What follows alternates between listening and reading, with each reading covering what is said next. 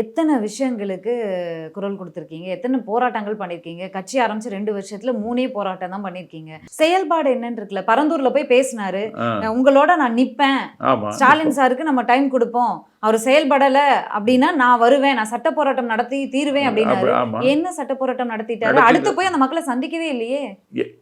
இப்போது அதுக்கெல்லாம் இனி நேரம் இல்ல, இனி 2 மாதத்துல தேர்தல். இனி வரட்டும் சார். இவ்வளவு 2 வருஷமா என்ன பண்ணாருன்னு இருக்குல்ல. பரந்தூர் போயிட்டு வந்து எவ்வளவு மாதங்கள் ஆகுது?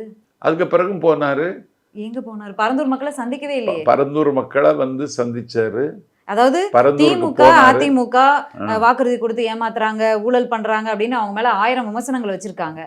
விஜய் அவர்கள் இன்னும் வந்து இப்பதான் வந்திருக்காரு, 2 வருஷம் ஆயிருக்கு. ஒரு தேர்தல் இதான் முதல் தேர்தல சந்திக்க போறாரு.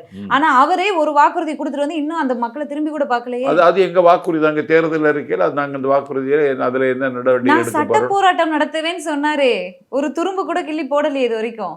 சட்ட போராட்டம் நடத்துவோம்.